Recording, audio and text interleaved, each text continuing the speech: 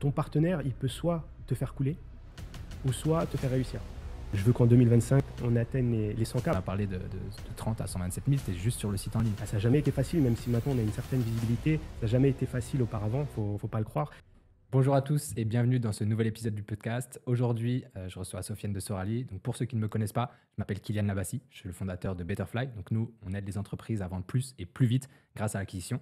Pour ça, on va piloter les campagnes sur Meta, Google ou TikTok, mais aussi gérer toute la partie stratégie créative avec la réalisation de la définition des angles publicitaires, la création de visuels statiques, la rédaction de scripts, ou même le montage des vidéos pour les publier sur Internet. On va aussi faire des landing pages pour optimiser les taux de conversion. Donc le but, c'est d'avoir une stratégie assez globale pour pouvoir apporter de la véritable croissance. Par contre, ça ne marche pas avec n'importe qui. On a pu le tester plusieurs fois et on sait avec qui ça fonctionne bien. Donc on est une équipe de 6, on a un véritable process pour identifier quelles entreprises peuvent être scalables ou non. Et donc, si vous avez envie de savoir si vous pouvez accélérer ou pas, dites-le nous, n'hésitez pas à nous contacter. Merci. Donc, merci Sofiane d'être là aujourd'hui. Merci à toi. Aujourd'hui, je suis vraiment content d'être ici. Avec grand plaisir, on va parler de Sorali. Donc, c'est du cosmétique avec de l'huile de figue l'huile de pépin de figue de Barbarie. Le nom n'est pas facile à dire, je te l'accorde. Donc, écoute, on va essayer de parler de tout ton parcours, de ton lancement jusqu'à aujourd'hui, les différentes étapes que tu as traversées, comment est-ce que tu as grandi, quelle est aussi ta vision en terme avec ce genre de produit, parce qu'il est quand même magnifique et rare. Exact. Donc, j'ai hâte de savoir tout ce que tu vas nous partager là-dessus. Donc, commence peut-être par te présenter rapidement et nous expliquer un peu le Sorali, par exemple. Oui, bien sûr. Moi, c'est Sofiane Marzouk, donc j'ai 34 ans, angevin. Je suis d'Angers, même si tout le monde ne connaît pas Angers. Et donc, je suis cofondateur de Sorali. Sorali, qui est une marque de cosmétiques naturels spécialisée autour du figuier de Barbarie. Tu sais, le figuier de Barbarie, c'est cette fameuse plante qu'on retrouve un petit peu dans tout le pourtour méditerranéen, donc ce cactus. Et on a démarré donc avec 2 produits. Alors, le premier produit sur lequel on a beaucoup travaillé, l'huile de pépins de figue de Barbarie. Donc, comme son nom l'indique, c'est une huile qui est issue des pépins de la figue de Barbarie. Donc, c'est une huile 100% pure, uniquement issue des pépins de la figue de Barbarie. Et aujourd'hui, on en parle beaucoup parce qu'elle a un taux record en vitamine E. Donc, la vitamine E qui est un antioxydant et qui va justement aider à retarder les signes du vieillissement. Donc, aujourd'hui, dans le cosmétique, elle est considérée comme un anti-âge et anti-tache par excellence. Et au-delà de ça, elle a aussi des effets régénérants, repulpants pour la peau. Et je dirais, c'est pas qu'un effet de mode, parce que c'est vrai qu'on en parle beaucoup. On a eu la mode de l'huile d'argan très récemment. Là, aujourd'hui, l'huile de pépins de figue de Barbarie, c'est vraiment une huile qui coche toutes les cases. Elle est multi-action, elle convient à tous les types de peau, même les peaux les plus sensibles. Et c'est pour ça qu'aujourd'hui, elle est vraiment très, très efficace. Et on a développé donc très récemment une huile démaquillante et nettoyante. Donc, comme je dis un petit peu, donc à l'instar de la skincare coréenne où on fait du double nettoyage, là, on a voulu simplifier le double nettoyage avec un seul produit qui fait les deux. Et toujours autour de la thématique du figuier de Barbarie. Trop bien. Et donc, Ouais. ça fait 1 an que vous existez à peu près. Alors, ça fait 2 ans. Le 2 temps ans. passe vite parce que je me suis fait la réflexion. Je pensais que ça faisait 1 an. 2 ans maintenant.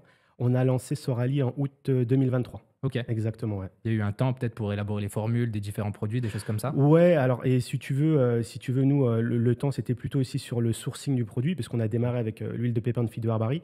Ce qu'il faut savoir, c'est que c'est pas une formule très complexe. C'est un mono-ingrédient, donc qui est issu des pépins de la figue de Barbarie. Et c'est la partie sourcing, en fait, qui a pris énormément de temps. Parce que si tu veux, Sorali, en fait, est né de deux facteurs, en fait. Le premier, ça, j'en parle pas beaucoup, mais si tu veux, tu sais, Linda, qui a cofondé la marque avec moi, d'ailleurs, on est 3, hein, donc moi, Linda et Ryan. Avant d'être mon associé, c'est ma femme. Donc on s'est mariés en 2017. Et si tu veux, elle et moi, on est vraiment très fusionnels. C'est ma femme comme ma meilleure amie. Et si tu veux, on avait un train de vie très routinier où moi, je travaillais beaucoup, on se voyait très peu. Et c'était pas la vie qu'on voulait. Mais on s'était toujours dit qu'on allait créer quelque chose. Et si tu veux, le deuxième facteur, c'est Linda qui est atteinte de psoriasis. Justement, elle a découvert les bienfaits de l'huile de pépins de figue de Barbarie auprès de sa grand-mère, qui en fait l'utilisait déjà, parce que c'était une huile dont on parlait un petit peu, mais qu'on ne connaissait pas encore, et qui l'a justement apaisé sur son psoriasis. Et donc, à partir de là, on a commencé tout le travail de sourcing, parce que si tu veux, nous, le but, c'était pas juste de sourcer le produit à distance et le revendre. Ouais. C'est pas le but, tu sais, c'est un produit qu'on met sur la peau, donc on voulait pas faire n'importe quoi. Donc, on a fait tout ce travail de sourcing en allant directement à la source. Donc, on est parti en Tunisie directement. Alors, tu me diras pourquoi la Tunisie, mais c'est... ouais. Alors, en fait, il y a 2 choses. C'est mon pays d'origine, même si je suis né et j'ai grandi en France. Et aujourd'hui, la Tunisie, c'est le leader sur la fabrication de cette huile. Ok. Donc, on a été en Tunisie, on a rencontré des dizaines de producteurs, on a testé des huiles, on a analysé les cultures, la fabrication, la qualité des fruits. Et comme j'ai l'habitude de le dire, c'est que même si l'appellation est la même, huile de pépins de figue de Barbarie, la qualité n'est pas la même. Et ça, on l'a testé. Et aujourd'hui, voilà, on est vraiment fiers de dire qu'on a aujourd'hui la meilleure qualité qui soit sur cette huile. Super. Et Mmh. ça t'a pris combien de temps environ de trouver le bon fournisseur du démarrage jusqu'à dire OK, la sélection finale? En fait, ça a duré le temps du parcours en Tunisie. On OK. s'est décidé assez rapidement parce qu'en fait, si tu veux, même pendant la visite, on est tombé sur tout et n'importe quoi. On est tombé sur, des huiles, qui n'étaient pas de bonne qualité. On est tombé aussi sur des personnes parce qu'il y a aussi ce côté humain. Mmh. Tu sais, quand tu travailles avec un partenaire, il y a aussi ce côté humain qui est très important et on a rencontré tout type de personnes, même des personnes, voilà, qui nous ont, volé. Mais bon, après ça, c'est les échecs qu'on peut avoir au début et donc au bout de 2 semaines, voilà, on est tombé sur vraiment le fournisseur sur lequel, voilà, on voulait, partir vraiment sur le long terme et qui avait cette qualité, irréprochable. Trop bien. Et donc le pépin de figue de Barbarie, c'est quand même un ingrédient qui est très rare. Exact, ouais. Et pour faire une huile, entre guillemets, c'est combien, de quantité qu'il faut pour vous?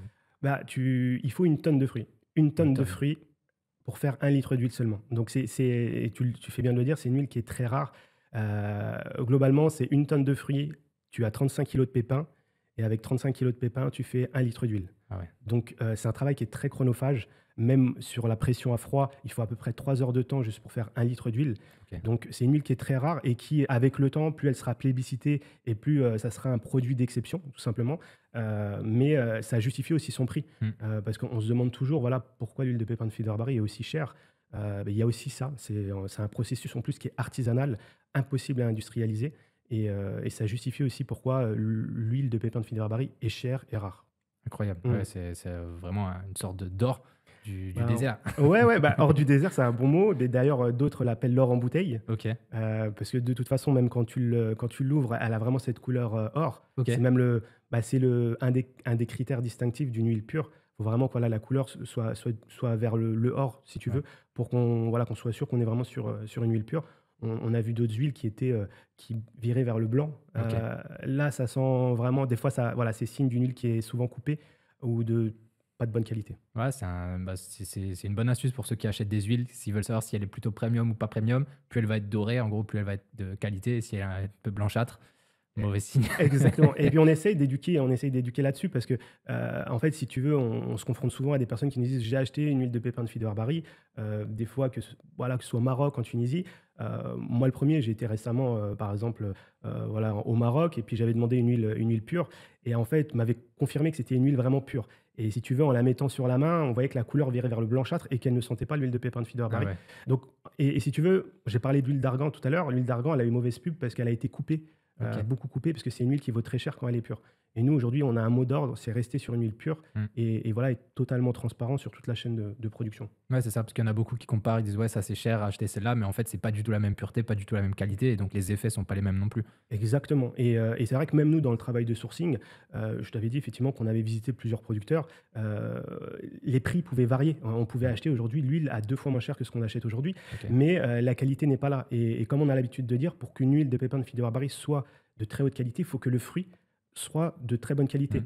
et un peu à l'instar de, par exemple, l'huile d'olive. Tu vas tester une huile d'olive qui vient d'Espagne, d'Italie ou de France, c'est pas du tout la même chose. Sur l'huile de pépins de figue de Barbarie, c'est pareil, il faut que les fruits soient cultivés en haute altitude, sous un climat sec, aride. Il faut vraiment un processus de culture et de fabrication rigoureux, sans quoi tu ne peux pas avoir une huile de qualité. Et nous, aujourd'hui, on respecte tous ces critères. Et ce qui fait qu'aujourd'hui, on a effectivement une huile qui a son prix, mais qui est totalement justifiée parce qu'on est sur une huile de très haute qualité. Super. Et donc une fois que tu as identifié ces fournisseurs, que tu as trouvé ton design, ton nom et cetera, comment est-ce que tu as fait pour, te lancer au final? Tu as dû peut-être créer un Shopify, une boutique en ligne. Comment tu t'y es pris au début? Ouais, exactement. Alors, juste avant la boutique Shopify, il y a un travail qui était très important, c'était le travail de branding. Ah oui. Parce que si tu veux, et j'en parlais récemment avec un ami, je lui fais un clin d'œil, qui me disait: «Bah, Sofiane, quand j'ai su que tu avais lancé ta marque d'huile de pépins de figue de Barbarie, j'ai regardé instinctivement sur Google et j'ai vu qu'il y avait de la concurrence». Et donc, si tu veux, effectivement, on est arrivé sur un marché où il y avait déjà de la concurrence. Donc, l'idée, c'était aussi de se démarquer. Donc, il y a eu un gros travail en amont de benchmark. Ça, c'est très important Mmh. parce que tu peux venir sur un marché où il y a déjà des concurrents, mais le tout, c'est aussi de se différencier. Et nous, on a fait un vrai travail de benchmark. On a analysé tous les points forts des concurrents et on a transformé tous leurs points faibles en points forts chez nous. Par exemple, les packaging. Mmh. Tu vois, on a démarré, on était les seuls à faire le packaging vert Ouais. brillant et parce qu'on voulait aussi avoir cette sensation d'avoir un bijou entre les mains. La marque, souvent, elle n'était pas incarnée et ça manquait aussi parfois de transparence. Donc, on a fait ce travail et effectivement, après, on a démarré avec un site. Alors, on n'a pas commencé avec Shopify, c'est une des erreurs qu'on a pu faire. On a commencé avec WooCommerce. OK. Par opportunité, tout simplement. Et voilà, on a commencé notre site avec un monoproduit. Donc, ça pouvait paraître risqué parce que si tu veux, quand tu démarres avec un monoproduit, la crainte, surtout sur un marché sur lequel il y a de la concurrence, la crainte, c'est aussi tout simplement d'avoir du mal à décoller. Ouais. Mais on a commencé comme ça, et puis on a commencé, dès le début, si tu veux, on a commencé à se faire connaître. On a eu le premier noyau, voilà, les proches, même les anciens collègues dans mon ancien travail qui avaient commandé le produit. Moi, à côté de ça, je commençais aussi à communiquer sur LinkedIn. Donc, même des personnes sur LinkedIn ont commencé à commander le produit, nous ont fait confiance. Et petit à petit, si tu veux, on a commencé à se faire connaître comme ça, en total organique. Ça a pris un peu de temps, c'est vrai, il faut le dire, parce que nous, si tu veux, on n'a pas de réseau, on venait sur un secteur du cosmétique ultra concurrentiel, on était des petits nouveaux, Mmh. mais ça a pris un peu de temps, et voilà, on a continué comme ça jusqu'au mois de novembre à peu près. Donc là, on avait commencé au mois d'août. Si tu veux, au mois de novembre, à ce moment-là, on s'est dit, bon, va falloir passer une autre étape, parce que les personnes autour de nous étaient, si tu veux, on avait vraiment de bons retours sur le produit. Et disons que c'était un petit test marché, en fait. Le produit plaisait, on avait de bons retours. Et là, on s'est dit, voilà, on a réussi à convaincre le premier noyau, qui d'ailleurs commençait à s'essouffler, c'est normal. Mmh. Et là, on s'est dit à un moment donné, voilà, va falloir passer l'étape au-dessus et Ouais. commencer à faire connaître le produit à un plus grand nombre de personnes. C'est ça. Bah, c'est souvent comme ça au début. De toute façon, c'est le plus important, c'est de tester ton marché, Mm, d'identifier un peu le premier noyau, cercle proche ou demi-proche, donc amis d'amis, etc. exact. Mais après, si tu veux aller beaucoup plus loin, bah là, il y a d'autres méthodes à mettre en place. Donc, bah déjà, dans un premier temps, tu corriges et tu optimises ton produit en fonction des premiers retours que tu as pour être sûr d'avoir quelque chose de solide quand tu vas aller chercher des personnes qui ne te connaissent pas. Mm, Parce que là, tu n'as pas le droit à l'erreur vu qu'il y a toute la concurrence, etc. Et après, bah, tu as je sais pas, les optimisations de ton site internet dans un premier exactement. temps. Donc, vous êtes passé de WooCommerce à Shopify, Ouais. j'imagine. Et même, ça a pris plus de temps parce que WooCommerce, on est resté 1 an dessus. Ok. Donc, et c'était un peu la complexité, si tu veux, parce que tu as aussi, quand tu commences à travailler sur des plateformes comme Meta, etc., tu as besoin d'avoir de la data. Mm. Et WooCommerce n'est pas le plus fort pour avoir de la Ouais. data. C'était très compliqué. Si tu veux, on pensait avoir un bon taux de conversion, mais en fait, il était moins bon que ça. Et on est passé sur Shopify 1 an après. Mais Ok. on a fait 1 an quand même à travailler sur des canaux Meta, etc., via WooCommerce, tout simplement. Ok. Et donc, toute cette période-là de 1 an, ça t'a servi aussi bah, déjà de te faire connaître en organique. Tu as développé tes réseaux sociaux. Exactement. Tu as aussi développé ta marque personnelle avec ton contenu sur les réseaux, sur LinkedIn aussi. Exactement. Qu'est-ce que tu recommanderais à quelqu'un du coup qui s'est lancé et qui voudrait un petit peu bah, suivre les bonnes pratiques pour pouvoir se développer, en tout cas au début? Ouais. Moi, le conseil que je donnerais, c'est euh, d'incarner déjà la marque. Ouais. Déjà, pour moi, c'est ultra important. Et en fait, c'est à ce moment-là que la bascule s'est faite. Parce que pour moi, aujourd'hui, incarner la marque, en fait, moi et Linda, on réfléchit toujours et on se dit, on agit avec les gens comme on aimerait qu'une marque agisse avec nous si on était client. Et ça passe notamment par la transparence et incarner la marque. Mm. Et tu vois, c'est un des points faibles qu'on avait remarqué sur ce marché-là, c'est que la marque n'était pas incarnée. Et aujourd'hui, moi, c'est ce que je conseillerais, c'est d'incarner la marque au maximum. Et surtout, quand tu incarnes la marque, c'est vraiment d'être authentique, d'être humble. Et c'est ça qui va aussi, je dirais, apporter de la sympathie autour des gens. Et nous, c'est comme ça qu'on a connu cette bascule, c'est en incarnant la marque. Parce que tu sais que moi, petite parenthèse, mais moi, quand j'ai voulu entreprendre, j'ai été baigné par 2 marques qui ont fait succès, qui ont incarné la marque, c'est Mm. Exode et Naali. Ouais. Et si je les avais pas connus, j'aurais peut-être pas incarné la marque. Ok. Mais ça a été 2 modèles qui m'ont montré que en incarnant la marque, tu iras plus loin, plus rapidement et surtout avec des bases solides. Donc Ouais. moi, je conseillerais vraiment cette partie-là qui nous a énormément aidé. Et voilà, j'incarne la marque aujourd'hui avec parcimonie aussi avec Linda qui fait partie intégrante de l'aventure. Mais voilà, c'est un des conseils que je donnerais, moi, c'est de vraiment incarner la marque. Ouais, puis incarner la marque et peu importe le produit, parce que toi, tu l'incarnes très bien. Pourtant, c'est des cosmétiques, c'est un anti-ride, un anti-tache. On Ouais. pourrait se dire, moi, en tant qu'homme, je suis pas la cible, je suis pas vraiment la bonne personne pour l'incarner et en parler. Pourtant, tu le fais très bien et aujourd'hui, ça fonctionne. Comme quoi, il n'y a pas de règle. C'est pas parce que bah, tu n'es pas forcément ta cible principale que tu peux pas l'incarner. Donc, quand tu as un produit Mhm. et que tu y crois, bah, explique-le, sois transparent, humble, comme tu as dit, donne des bonnes informations. Et c'est ça qui va aussi donner de l'authenticité et de la transparence pour que les gens aient confiance en ton produit, quoi. Ouais, exactement. Et puis, c'est aussi, ça explique aussi, si tu veux, les 1 an de délai qu'on a eu entre le moment où on a lancé Meta, nos pubs sur Meta, et le moment où on a eu la bascule avec toi, 1 an après. Euh, Si tu veux, si ça n'a pas trop marché avant, c'est qu'il y avait une raison. En Mm. fait, nous, on a eu plusieurs prestataires, on a eu plusieurs coups de massue parce que c'était voilà, beaucoup d'échecs. Ça n'a jamais été facile, même si maintenant on a une certaine visibilité. Ça n'a jamais été facile auparavant, faut pas le croire. Et en fait, le problème qu'on avait et les barrières que j'avais à ce moment-là, c'est qu'à chaque prestat avec qui je travaillais, je demandais à incarner la marque. Et c'était souvent la même réponse. Difficile que tu incarnes la marque, tu es un homme, et ton persona, ta cible, c'est des femmes de plus de 40 ans Donc ça convient pas. Mais malgré tout, moi, j'étais persuadé que ça pouvait le faire parce que pourquoi se mettre dans une case? Mmh. Pourquoi moi, en tant qu'homme, je ne peux pas parler aux femmes? Pourquoi il faut absolument que ce soit une femme qui parle aux femmes? Et nous, aujourd'hui, le terrain, en fait, si tu veux, le terrain avec les différentes animations, les foires qu'on a fait, m'a prouvé qu'en tant qu'homme, on peut parler aux femmes et les femmes nous écoutent. Et, heu et en fait, si tu veux, c'est à ce moment-là où quand on a commencé à bosser ensemble, bah, tu as été le premier à me dire: «Bah, écoute Sofiane, on va tester, tu vas faire du contenu, tu vas incarner la marque» et la bascule s'est fait à ce moment-là. Ouais. Donc en fait, on a balayé tous les préjugés qu'on avait pendant des mois où on me disait que je ne pouvais pas incarner la marque, quoi. Ouais, mais c'est hyper important. Moi, je suis de toute façon un fervent supporter de ces contenus-là où les personnes incarnent leur marque parce que déjà, ça prouve que le fondateur a confiance en son produit, Mmh. est prêt à se mouiller, entre guillemets, pour en parler. Et donc, ça montre qu'on ne travaille pas avec un produit de basse qualité, etc.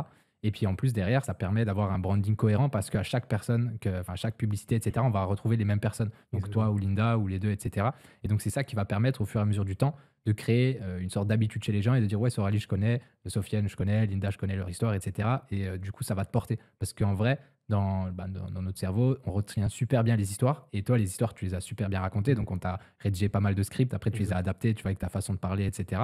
Mais derrière, on sentait la sincérité, on sentait que tu maîtrisais ton produit, ton histoire, etc. Et c'est ça qui a payé. C'est pour Mmh. ça qu'on s'est appuyé dessus après pour pouvoir scaler. Et on a vu que ça marchait. Donc, il n'y a pas trop de barrières à accélérer. On a bien accéléré d'ailleurs. Mmh. Mais du Ouais, coup, c'est vrai. c'est super, super intéressant que les gens qui ont un produit ou qui veulent se lancer soulignent ça, incarnez votre produit, croyez-en, croyez en lui quoi, un Mmh. maximum et puis développez derrière. Quoi. Il y a Ouais, ouais, toujours c'est ça. des angles. Parce qu'il y a aussi ça, tu vois, avant de faire des publicités, on rédige des scripts, mais on les rédige pas au hasard. Mmh. On va prendre tous les angles. Toi, tu en as deux principaux, donc ça va être l'anti-ride et l'anti-tache. Et on va décliner des scripts pas trop longs, pas trop courts, avec des termes vraiment percutants pour que toi, derrière, tu puisses le vendre. Et puis le contexte, tu as aussi la chance de pouvoir tourner avec des endroits un peu sympathiques en ce moment et de plus en plus. Ça aussi, on va en parler après, peut-être Mmh. tout ce développement B2B qui s'est fait en parallèle, mais c'est hyper intéressant. Donc, je pense que ouais, le FGC, donc fondateur Generated Content pour les Ouais. intimes. Tu arrives à bien le dire parce que Euh, moi, j'aurais galéré. non, mais du coup, ce genre de contenu-là, donc incarné tout simplement, c'est vraiment la base lorsqu'on veut se lancer et développer une marque. Après, lorsqu'on a une marque qui tourne déjà avec plusieurs Ouais, millions de chiffres complètement. d'affaires annuels, c'est plus le content important parce que on va dire, la marque a déjà fait son trou. Mais si tu veux te faire connaître, il faut parler aux gens de manière sincère et donc tu es obligé de passer par là, je pense. Ouais, ouais et puis, si tu veux, à l'ère d'aujourd'hui, maintenant, les gens, ils achètent une histoire avant d'acheter une marque et en fait, si tu arrives à incarner cette histoire, aujourd'hui, ça va t'aider. Mm. Tu vois? Même récemment, moi, j'ai eu une personne, un gars que je connais, voilà, qui m'avait contacté parce qu'il avait créé sa marque de cosmétiques et il me disait: «On fait que de me dire», parce qu'il incarne la marque, mais on fait Ok. que de me dire: «Tu es un homme, ça correspond pas à ta cible». Mais en fait, je lui ai dit: «Non, persiste, persiste, écoute pas ce qu'on te dit et persiste parce que c'est en étant sincère, en incarnant ta marque de manière authentique, que tu vas finir par réussir». Mm. Et c'est vrai que tu as parlé des scripts aussi. C'est vrai que les scripts aussi, ça permet. Alors, il y a l'authenticité, il y a notre manière aussi de parler, mais c'est vrai que le script aussi, ça permet aussi de donner un cadre. Mm. Parce que c'est vrai que même nous, des fois, en tant que fondateur, on peut tomber en manque d'inspiration. Moi, le premier. Et c'est vrai que les scripts, ça a permis aussi d'itérer comme ça et d'avoir vraiment une vraie ligne directrice en faisant directement les contenus. Ouais, Donc, c'est super important parce qu'il y a les façons de parler, tu vois. Il y a des personnes qui vont incarner leur marque, mais vont peut-être pas avoir les formulations les plus intéressantes et puis même les ingrédients nécessaires à un bon script aussi. Nous, mmh, souvent, on cadre, on veut une bonne intro qui capte l'attention. Après, on veut souligner un petit peu le problème rencontré, mettre ensuite un petit peu appuyer sur le problème, présenter la solution, mettre de la preuve sociale. Enfin, on a vraiment toute une recette. Et du coup, avec ça, on place les phrases, etc. Et toi, derrière, tu fais la magie, tu le présentes calmement, simplement, de manière hyper naturelle. Et mmh, ça marche. Parce qu'il y a des gens aussi, ça se voit en fait qu'ils lisent des textes. ouais. Toi, l'avantage, c'est que tu crois en ton produit, tu le connais par cœur. Et donc, quand tu en parles, ça se voit que c'est naturel parce que c'est évident pour toi, tu le connais par cœur et tu es convaincu de ce qu'il apporte. Donc, Mmh. c'est beaucoup plus facile, tu vois. Il y a des gens qui maîtrisent pas encore ça. Et soit il faut qu'ils s'entraînent à le vendre, soit il faut qu'ils améliorent leur produit. Ouais, ça, c'est excellent ça. Tout simple. Donc, Ça c'est important de bien croire en son produit pour bien en parler, quoi. Ouais, ouais, c'est sûr et puis même, c'est vrai que même sur les scripts après automatiquement parce qu'il y a aussi cette structure à bien respecter quand il y a des scripts, avec, l'accroche, la marque et cetera, la preuve sociale, tout ça à force, voilà, des scripts, tu le fais automatiquement Ouais. et en fait, même quand tu fais des vidéos de manière authentique, tu respectes automatiquement, en fait, cette structure et ça te permet aussi, d'être plus incisif aussi dans les créas et dans les vidéos Mmh. donc c'est vrai que c'est hyper important. Ouais, carrément. Et du coup, là, on a commencé à travailler ensemble, c'était en novembre, il me Ouais. semble, ou octobre, quelque chose comme ça. Donc là, on est en juin, ça fait un peu plus de 6 mois. On était à un plafond. En gros, tu m'avais dit que tu rencontrais un petit plafond de verre en termes de chiffre d'affaires. Tu étais aux alentours des 30 000 euros mensuels, c'est C'est ça? ça, ouais, c'est ça, exactement. Ensuite, 6 mois après, là, en mai, on a conclu le meilleur mois ever. Ouais, C'était exactement. 127 000, si Ouais, je ne me trompe pas. J'ai pas le incroyable, ouais. chiffre exact, mais voilà. Ouais, non, mais c'est ça, ouais, c'est ça. En ligne, ouais, c'est ça. Bah, on a fait Ouais. un gap incroyable, hein. Et c'est pour ça que, voilà, comme je t'ai dit, en fait, la bascule, on l'a vu, elle s'est vraiment faite au moment où on a commencé à bosser avec toi. Parce que après avoir accumulé beaucoup d'échecs auparavant, c'est vrai que même moi, je commençais à douter un petit peu. Et puis je disais à Linda, je dis, mais je comprends pas, hein, sur Meta, tout se vend. Pourquoi pas nous avec un Mmh. produit qui est efficace, un produit qui est bon, qui est naturel et qui plaît surtout. Et c'est vrai que la bascule s'est faite à ce moment-là. Et en fait, tout s'est très vite enchaîné parce que on a commencé en novembre. Décembre, janvier, on a commencé à avoir une belle croissance. Et il me semble que le chiffre d'affaires a explosé à partir de février-mars. Mmh. Et justement, ça s'est corrélé avec nos problématiques de rupture de stock. Mmh. Et là, c'est vrai que c'était incroyable parce qu'il y avait cet engouement, il y avait cette croissance en ligne. Mais au-delà de ça, tu avais aussi toute la partie B2B où en fait, on avait des pharmacies qui nous contactaient. Et en fait, c'est corrélé à notre croissance aussi en pharmacie. Donc, c'est vrai que tout s'est très vite enchaîné. Et aujourd'hui, on est vraiment content de là où on est. Après, c'était aussi un. Moi, j'avais toujours dit à Linda, j'ai dit, je veux qu'en 2025, on atteigne les 100K. Bah, de toute façon, Mmh. je t'en avais parlé hein, quand on a Ouais. démarré ensemble, parce que je sais où je veux aller et je t'avais dit, je veux qu'on atteigne les 100K. Et tu vois, ça a très vite allé. Et c'est vrai que les créas ont beaucoup, beaucoup aidé. Parce qu'on avait commencé à faire des créas sur les Galeries Lafayette, Mmh. je me souviens, parce qu'on avait la chance d'être référencé. Bon, on pourra en reparler peut-être après. Et c'est vrai qu'on a commencé à voir que les créas aux Galeries Lafayette fonctionnaient plutôt bien. Et là, tu m'as dit, écoute, Sofiane, je pense voilà, qu'il y a quelque chose à faire. On va essayer d'itérer sur cette thématique, sur ce cadre aussi des Galeries Lafayette. Et tu vois, force est de constater qu'on a réussi même à faire une créa qui a fait plus d'1 million de vues. Ouais. Plus d'1 million de vues, c'est pourtant tourné très simplement, hein. Ouais. Et tu vois, ça prouve que tu n'as pas forcément besoin d'avoir des artifices, d'avoir du matériel ultra pro. Nous, on l'avait filmé, la vidéo, Galerie Lafayette, avec un téléphone. C'était le téléphone de Linda. J'avais un petit micro et on a parlé très simplement. Et tu vois, au final, cette vidéo-là, je pense qu'elle a aussi aidé à favoriser notre croissance parce que, si tu veux, on parlait aussi avec les gens, même des fois dans la rue, et puis ils nous disaient, mais je vous vois sur les réseaux sociaux, je vous ai vu. Et en fait, je pense que ça a fait effet boule de neige. Et aujourd'hui, on est vraiment content. Voilà, après, il y a encore beaucoup de chemin, mais en tout cas, la croissance, voilà, on est content. Et c'est pour ça que c'est très important aujourd'hui d'être reconnaissant parce qu'on ne fait pas ça tout seul. C'est un travail d'équipe. Tu as les clients aussi aujourd'hui, c'est grâce à eux aujourd'hui si on est là, mais aussi grâce à des prestataires, des partenaires, je dis plutôt comme toi, qui aujourd'hui nous aident aussi à passer ce palier. Ouais, c'est exactement ça. Bah, déjà, merci pour ton retour, Ouais, ça avec fait plaisir. super plaisir. Mais effectivement, c'est vrai que nous, on essaie de se positionner pas en tant qu'agence ou vraiment prestataire, mais vraiment véritablement comme un partenaire. Parce que, comme je disais, on va être présent sur vraiment pas mal de verticales. Donc, à la fois sur la gestion des campagnes, savoir où est-ce qu'on investit, quel angle marketing on va traiter, quel angle fonctionne bien, quel message un peu plus en détail va bien fonctionner. Comme ça, on va pouvoir accélérer dessus. Sur la partie création visuelle aussi, comme ça, on va Oui, pouvoir définir les scripts, les images. S'il y a une offre à faire, on va être OK, bon, quelle offre on met, à quel moment, comment est-ce on va la mettre en avant, etc. Donc, il y a vraiment tout un écosystème pour faire en sorte que ça grandisse. Et effectivement, on s'était fait le pari. Tu m'as dit, moi, j'aimerais bien faire 100 000. oui, Bon, en 6 mois, on a fait 127 000. Donc, ouais. c'est tenu et c'est magnifique. Et après, derrière, il y a encore plein de choses à raconter, je pense. Et puis, Sorali a des belles années encore Ouais, c'est devant ce eux. qu'on espère. Et donc, effectivement, tu as réussi donc, à créer un bel engouement. On a eu des problématiques de stock. Il y a eu un engouement aussi en B2B Mm. parce que comme tu vends un produit cosmétique qui est anti-rides, anti-taches, tu as aussi la possibilité d'être référencé déjà dans des grands magasins comme Le Bon Marché ou comme les Galeries Lafayette, mais aussi en pharmacie. Et donc, c'est pour ça qu'on a vu qu'en publiant des vidéos que tu tournais en présentant ton produit au sein des galeries, déjà de un, tu gagnes en crédibilité. Et donc, il y Exact. avait un bon taux de conversion sur ces publicités-là. Mais en plus, des personnes allaient dans les Galeries Lafayette demander le produit et donc tu étais en rupture. Et donc, il y avait vraiment un véritable engouement dans ces magasins, ce qui a créé une demande et forcément une demande après des galeries potentiellement de référencer Exactement. plus longuement. Et en parallèle aussi des pharmacies qui veulent vendre ce produit parce qu'on a fait des créas aussi en pharmacie et qui ont bien marché.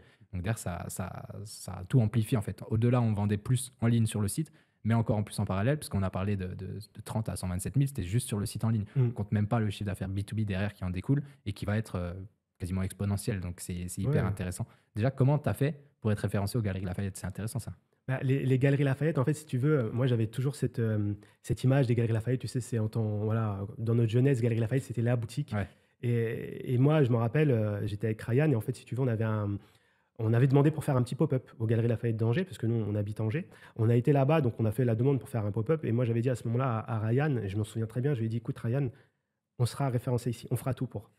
Et tu vois, ça montre que voilà, il faut quand même avoir des ambitions et Mm. faut pas avoir peur d'y aller. On a commencé avec un pop-up sur place pendant une semaine. Et là, les résultats étaient vraiment incroyables. Il me semble qu'on avait fait même le record de chiffre d'affaires pour une jeune marque en pop-up au sein des Galeries Lafayette d'Angers. Incroyable. Donc, parce que aussi, si tu veux, on ne restait pas que sur le stand. Il y a aussi cette notion qui est importante, c'est qu'il faut aussi aller vers les gens. Faut pas hésiter. Nous, je me rappelle, on se baladait dans tout le magasin avec notre petit flacon et on faisait tester directement aux gens Ouais. sur la main. Et donc, en fait, si tu veux, ça nous a permis d'être référencés dès le mois de décembre. En fait, 4 mois après, on a été référencés. Et puis après, en fait, c'est de fil en aiguille. Parce que ce qu'il faut savoir, c'est que dans les Galeries Lafayette, il y a 2 réseaux. Il y a le réseau Hermione, qui est quasiment l'intégralité des boutiques. Et il y a le groupe SGM, qui concentre le BHV et 7 boutiques Galeries Lafayette, dont Angers. Et donc, on a démarré comme ça. Et après, Angers nous a ouvert les portes du Mans. Et en fait, le process était toujours le même, une animation. Et si l'animation, en fait, ça permet de tester aussi le marché local, Mm. si effectivement il y avait un intérêt pour le produit. Et après, voilà, Le Mans, notamment la directrice qui s'appelle Marie Petit, qui est une personne exceptionnelle, c'est elle ensuite qui nous a ouvert les portes des 5 autres Galeries Lafayette. Donc, tu vois, la semaine prochaine, on va aux Galeries Lafayette de Limoges Ok. pour animer. On était récemment à Reims, Orléans. Et en fait, à chaque fois, c'est la même mécanique. On fait une animation et ensuite, on demande le référencement. Mais en fait, vu que les animations fonctionnent bien, derrière, le référencement se fait très bien et on termine par Grenoble au mois de juillet. Trop Donc, bien. pour nous, c'est vraiment. En fait, on voulait voir nos produits à côté des grandes marques Mm. parce que pour moi, l'huile de pépins de Filder Barry a sa place. C'est une huile qui est exceptionnelle et c'est une huile prestigieuse. Faut pas oublier de le dire. Elle est précieuse et elle est prestigieuse. Et pour moi, elle a sa place dans les boutiques comme ça. Et c'est pour ça que je te disais, nous, ce qu'on avait constaté, c'est qu'on voulait vraiment donner un coup de neuf sur cette huile-là. Et parce qu'on la voyait beaucoup dans les boutiques bio, souvent avec des packagings pas forcément Mm. adaptés pour du prestige. Nous, on s'est dit, elle a sa place au Galeries Lafayette. Et aujourd'hui, voilà, on va faire bientôt, là, dès le mois de juillet, excuse-moi, on va faire 7 boutiques dans lesquelles on sera référencé. Incroyable. Donc, on est vraiment content. Et aujourd'hui, ça se vend. Dans les boutiques, aujourd'hui, les gens vont aux Galeries Lafayette pour le vendre. Et même quand je fais des animations, euh, les gens viennent directement à notre stand et ils savent où ils veulent aller. Et du coup, je leur dis, bah, est-ce que je peux vous aider, etc. Ils me disent, bah, je vous ai vu sur les réseaux sociaux, je vous ai vu sur Facebook, sur Instagram. Voilà, je veux acheter votre produit. Donc, en fait, si tu veux, il y a tout cet effet incroyable en fait sur les réseaux sociaux qu'il ne faut pas négliger parce qu'on on peut avoir tendance à voir que le ROAS, le retour sur investissement, voilà combien je mets, combien j'investis.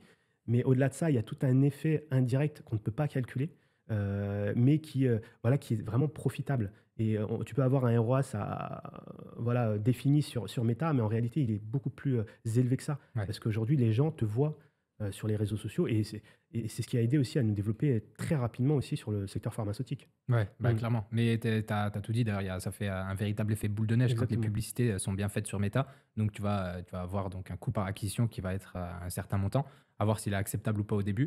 Mais il faut pas oublier, en plus, toi, tu as une huile, donc c'est inconsommable. C'est-à-dire qu'à un moment, l'huile, elle est finie. Les gens, ils vont racheter s'ils ont aimé le Exactement. produit. Et donc, c'est aussi ça le but. Mais du coup, chaque personne que tu achètes, la valeur, c'est pas la valeur directe. Forcément, quand tu as une vision long terme, après que tu veux développer à 100, 200, 300 000 euros par mois, bah, tu dois tu sais, prendre en compte ça, te dire, bon, bah, c'est vrai qu'un client, aujourd'hui, je vais le payer un peu plus cher. Par contre, j'ai assez d'historique pour savoir qu'un client me rapporte X euros en moyenne Mm. et donc je suis rentable jusqu'à tel coût d'acquisition. Parce que tu peux à la fois piloter donc sur tes coûts par nouveau client, mais derrière, tu as toute ta clientèle actuelle qui recommande et c'est ça qui fait en sorte que bah, tu as un pourcentage de chiffre d'affaires plus ou moins croissant grâce aux clients actuels, mais un autre d'acquisition de nouveaux clients qui va venir bah, alimenter tout ça et créer vraiment quelque chose de très scalable sur le long terme. Donc, c'est hyper important de savoir ça. Et puis derrière, bah, toute la popularité que tu peux créer autour de la brand avec toutes les vidéos, toute la sympathie que tu peux émettre aussi via les vidéos, c'est hyper important. Mm. Donc, c'est top. Exact. Et c'est vrai que tu fais bien de le dire parce que le coût d'acquisition, c'est une chose, Mm. mais en fait, si tu veux, nous, la chance qu'on a, c'est qu'on a un produit, comme tu as dit, il y a du repeat, en fait. En moyenne, les gens le rachètent sous 3 à 4 mois. Mm. Donc, on peut se permettre, même si c'est maîtrisé, on peut se permettre voilà, d'avoir un certain coût d'acquisition parce qu'on sait que derrière, les gens rachèteront. Et ça montre, en fait, l'importance. Et le conseil que je peux donner, c'est faut pas négliger la base de données. Ouais. Ça, c'est ultra important parce que n'être dépendant que de l'acquisition, c'est mettre en péril tes bases pour l'avenir. Et si tu es dépendant que de l'acquisition, demain, si tu n'as plus d'acquisition, comment tu fais Ouais. et là, aujourd'hui, c'est vrai que nous, on a énormément travaillé sur la base de données avec une vraie stratégie d'emailing, une vraie stratégie derrière qui nous permet tout simplement de nous appuyer aussi sur notre base de données. Et voilà, aujourd'hui, le chiffre d'affaires issu des mails représente une bonne partie de notre chiffre d'affaires. Donc, c'est un travail qui est très complémentaire. Et voilà, c'est pour ça qu'on peut se permettre d'avoir un certain coût d'acquisition sur, voilà, sur les réseaux sociaux, parce que derrière, Ouais, tu as tout réorganisé. Sur la croissance d'une entreprise, tu as 3 gros piliers. Donc, tu as le premier qui est l'acquisition. Forcément, il faut faire en sorte que le produit, tu puisses le démocratiser, le pousser au maximum de monde. Donc, pour ça, tu vas utiliser Meta, potentiellement TikTok, Google dans un certain temps avec les PMax, YouTube, etc. Mais ça va être plus, on va dire, bottom of funnel, comme on dit. Donc, Meta, Google, TikTok pour l'acquisition. Derrière, tu as la conversion, donc ton site internet, faire en sorte qu'il soit fluide, qu'il soit facile à utiliser, qu'il y ait les bons arguments de vente pour que ton taux de conversion soit plus haut. D'ailleurs, on a fait quelques landing pages sur des tests ouais, ça a énormément d'arguments aidé. qui avaient bien fonctionné aussi. Puis derrière, tu as la rétention. Et ça, c'est hyper important. Une fois que tu as acquis un client, faire en sorte que sa valeur sur le long terme soit la plus élevée possible. Donc, pour ça, tu as les emails, tu as les essais, tu as les SMS, tu as les offres promotionnelles, tu as des choses comme ça qui vont faire en sorte que tu aies vraiment tout un pipe qui s'alimente et qui fasse que tu aies une croissance hyper stable sur le long terme. Mm. C'est important qu'il y ait ces 3 canaux-là. Et c'est pour ça que c'est bien d'un produit qui se réachète, parce que du coup, potentiellement, ta valeur sur le long terme, elle augmente, quoi. Tu vois, Exactement. je crois que c'est McDo qui sont prêts à payer 3 000 € pour un nouveau client. Ah oui, Parce que mais tu sais ce qu'un client te rapporte sur toute une vie, ça c'est m'étonne pas. catastrophique. Ouais, ça Donc m'étonne pas. bon, nous, on n'en est pas là, on va pas payer 3 000 pour un client, mais, C'est vrai mais que déjà, c'est beaucoup. c'est pour ça qu'il faut juste que les gens parfois prennent conscience qu'il faut sortir un peu la tête des chiffres vraiment du premier achat, etc., trop bas, qui lèvent un peu et qui regardent au global comment est-ce qu'ils peuvent anticiper leur croissance. Mm. Donc, super intéressant. Là, on a vu un petit peu comment est-ce qu'on a grandi, comment est-ce que tu es passé, on va dire, de là où tu plafonnais et comment tu as réussi à débloquer grâce au FGC, la fondation qu'on a mis sur Meta, etc. Aujourd'hui, donc, tu as eu les ruptures de stock. Comment est-ce que parce que ça, c'est hyper important, ça arrive Ouais, à beaucoup de personnes. ouais. Comment est-ce que tu as fait pour anticiper ça? Tu l'as pas anticipé, mais comment est-ce que tu Ouais. es passé à Là, travers? On l'a bien vécu. d'ailleurs, en plus, je crois que c'était les 3 derniers mois. Ouais, Les 3 derniers mois, on a eu de la rupture de stock. C'est là où je me suis le plus tiré les cheveux. ouais, Tu vois, j'en ai perdu sur le ouais, t'en as côté. beaucoup perdu. Non, c'était. En fait, si tu veux, déjà, on l'avait pas prévu du tout.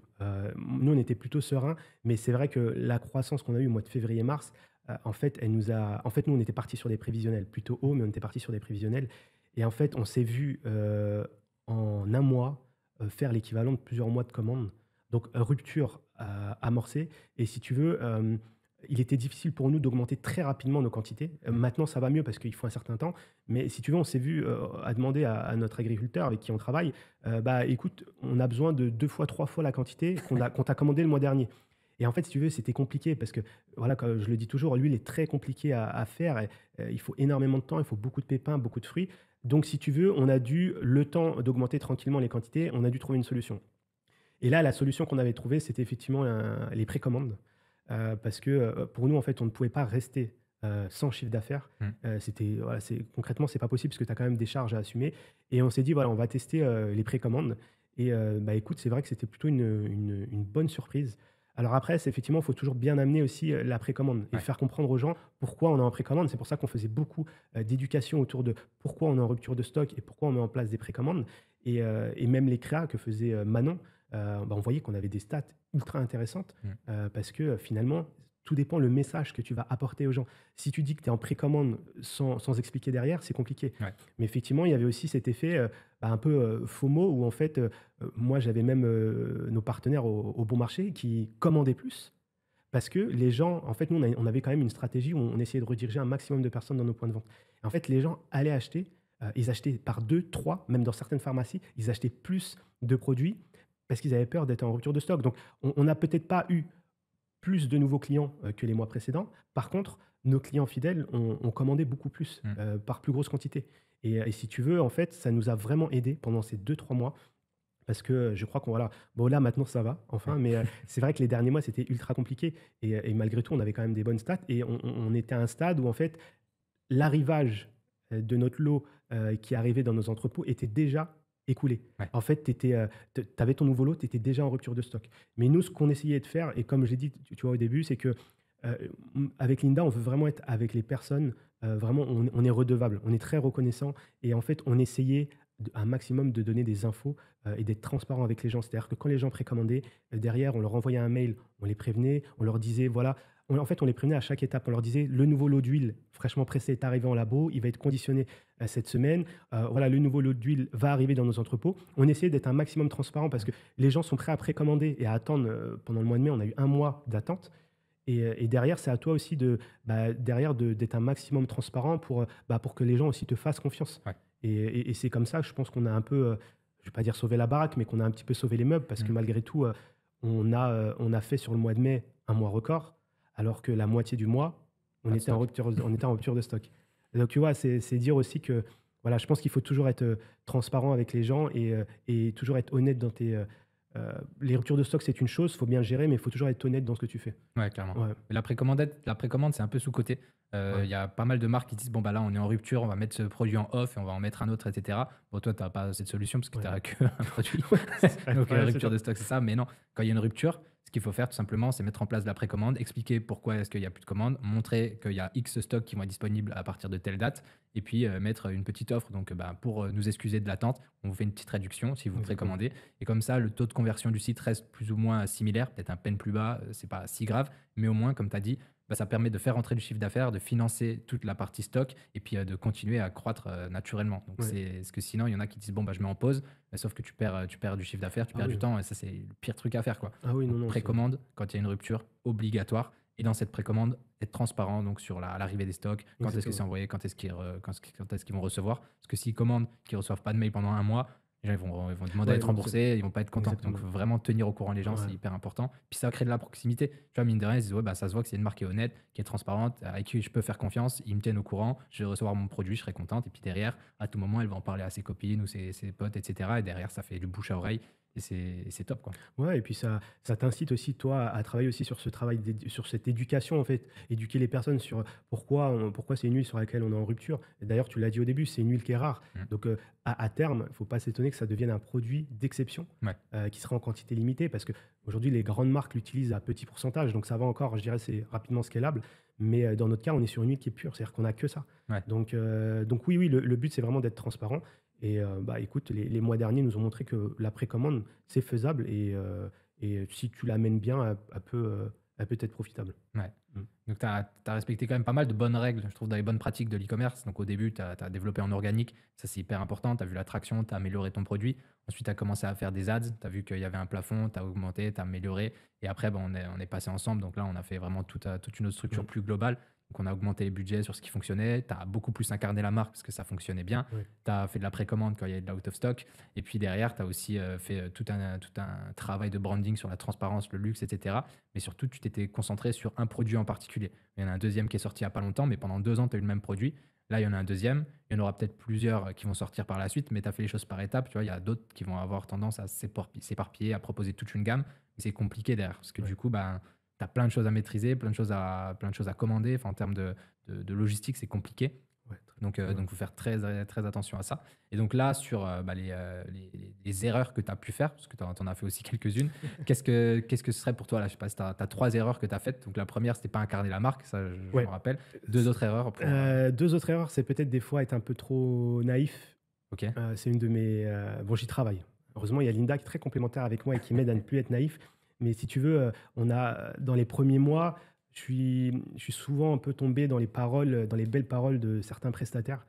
Et tu vois, nous, la complexité, c'était le prestataire marketing, Mm. Meta, etc.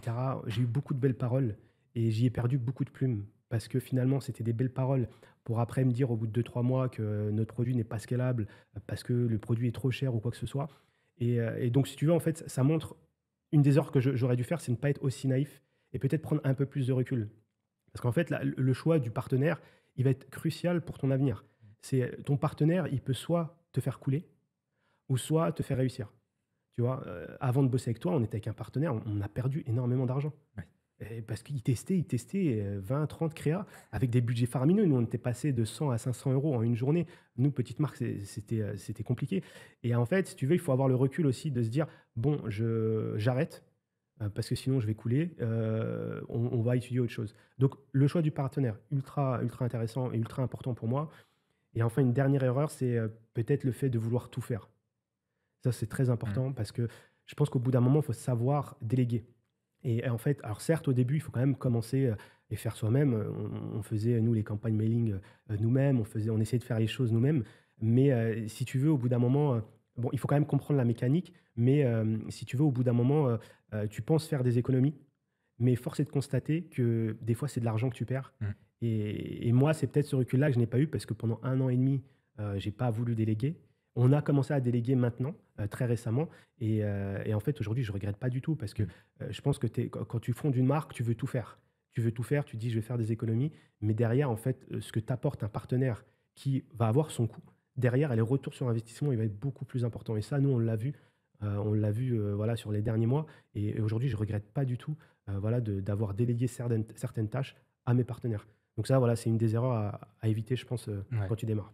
Les 2 sont intéressants. Déjà, pour les prestataires, ça, c'est sûr, il faut choisir le bon. Ouais. Pour, toi, comme tu as dit, tu as laissé quelques plumes avec des mauvais et bah, d'autres bons, ont réussi à te faire grandir. Donc, bah, nous, par hasard Ouais, par exemple. exactement. Comment est-ce que tu fais aujourd'hui si quelqu'un, il doit décider avec qui il travaille, d'expérience, comment tu sais qui est le bon partenaire ou pas? Ça aussi, c'est compliqué, je pense. Écoute, moi, je dis souvent, moins tu parles, mieux c'est. Ouais. C'est-à-dire que, j'ai vu 2 cas de figure, nous, quand on a démarré. J'ai vu les prestataires qui me vendaient beaucoup de rêves. «Ouais, ta marque, elle est exceptionnelle, on va exploser, on va t'emmener loin» et derrière, il y avait rien et toi, quand je m'en souviens parfaitement, quand on a échangé ensemble, c'est la réflexion que je m'étais faite avec Ryan et Linda, c'est que tu étais très terre à terre et pas vendeur de rêve et c'est ce qui nous a en fait, basculer avec toi, en fait. C'est que en fait, tu es terre à terre et je pense que des fois, faut pas trop parler, il faut agir. Alors après, effectivement, ça fait pas tout. Je pense que le mieux aussi, c'est peut-être de sonder un petit peu les marques avec lesquelles ils bossent à côté. Mais pour moi, voilà, je pense que les personnes qui parlent trop, ça peut être contre-productif. Je préfère, moi, quelqu'un qui parle peu, mais qui agit derrière. Et on l'a vu avec les résultats, hein, tu es celui qui a le moins parlé, mais tu as réussi là où beaucoup ont échoué. Donc voilà, moi, je te remercie encore là-dessus. Et voilà, moi, c'est vraiment le conseil que je donne à ceux qui veulent démarrer, parce que si tu veux être présent sur les réseaux sociaux, ce partenaire-là, Meta, il va être ultra crucial dans ta stratégie. Ouais, clairement. Bah, c'est vrai qu'aujourd'hui, il y a énormément de concurrence, énormément d'agences, et cetera. Il y en a beaucoup qui font des promesses de ROS, qui promettent un peu mon et Ouais. merveille. Moi, j'ai vraiment pris le parti de rien promettre parce qu'en en fait, on peut pas Ouais, promettre, tout tu simplement. promettais rien du tout, hein, je m'en Bon, souviens. bah, Mmh. voilà ce qu'on peut faire. Nous, on va tester ça, ça, ça. On va mettre en place. Ça prend, ça prend, ça prend pas. Mais bon, notre méthodologie, c'est la même. Mais c'est juste qu'il faut l'appliquer de la bonne manière. Et on peut jamais promettre quelque chose parce que d'avance, on connaît pas les taux de Mmh. conversion, on sait pas comment les gens vont réagir au montage, aux vidéos, aux publicités, etc. Donc, impossible de promettre. Des fois, ça ferme des portes, des fois, ça en ouvre. Mais au moins, on travaille toujours avec les bonnes personnes. C'est pour ça qu'on est très content aussi de travailler avec toi. Ouais, c'est Donc, gentil. ça, c'est hyper intéressant. Et derrière, tu as dit aussi une chose hyper bien, c'est que c'est important de déléguer. Au début, tu peux pas déléguer parce qu'il faut faire du chiffre Ouais. d'affaires, il faut du budget, et cetera. Mais une fois que tu grandis, c'est quoi, on va dire, la priorité, les premières choses que tu vas déléguer, toi? En fait, nous, ce qu'on a délégué, alors je parlais de mon cas, par Ouais. exemple. Nous, ce qu'on a délégué dans l'immédiat, c'était 2 choses, la gestion des commandes.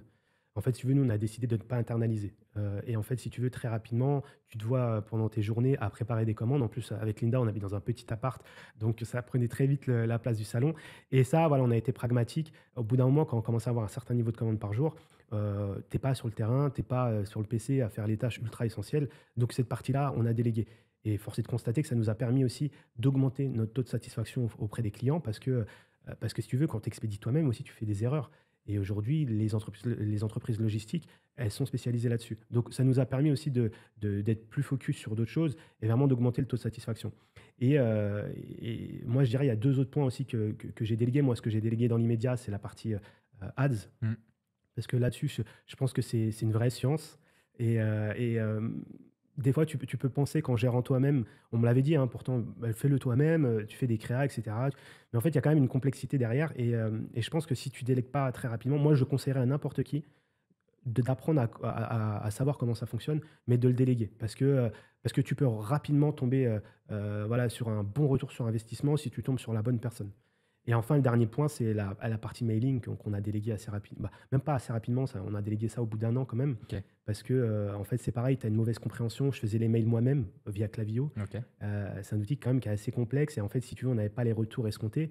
Et tu vois, petite subtilité, moi, à ce moment-là, je pensais qu'à chaque fois que tu envoyais des mails promotionnels, ça allait convertir.